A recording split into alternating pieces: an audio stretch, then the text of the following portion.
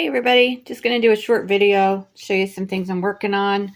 This is how I like to do when I do wool applique, and I get it all ready in a pile and then I can just pick up one and do it. This is wool applique I stitched last night. That's the pattern. This came as a kit, but I changed the background fabric because there wasn't enough contrast in there for me. So this is all stitched. I just did a whip stitch, and then this is going to be the backing, and I'm going to make it into a pillow. So the pattern calls for it to be framed. You can do whatever you want. Don't have to follow rules. Today I just cut this one. I'm not going to do the little ornament. I'm not crazy about that. This is another pattern, and I actually got these in a Facebook group.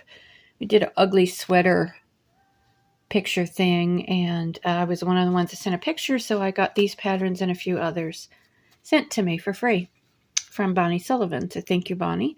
So this again is shown in a frame. I'm going to make it into a little pillow. I'm also going to coffee stain it. So that says 4x6. Mine's a little bigger because I'm going to do a pillow.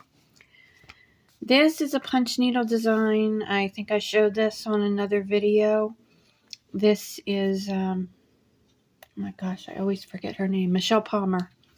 Sorry, Michelle. Okay, so this is finished. I'm going to put a wool backing on this, and that is also going to be a pillow. So these are going to make great Christmas gifts. These are primitive gathering patterns. These are little pin cushions, bow fillers.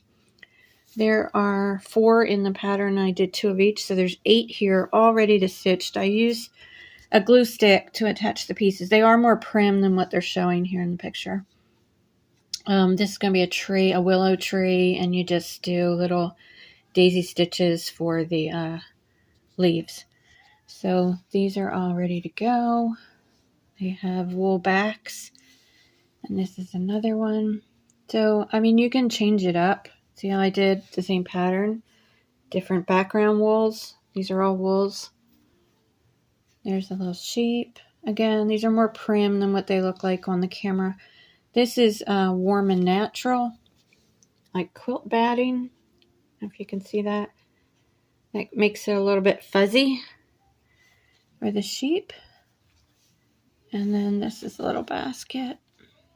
So I will prim these up even more, probably. Coffee stain them, I'm not sure.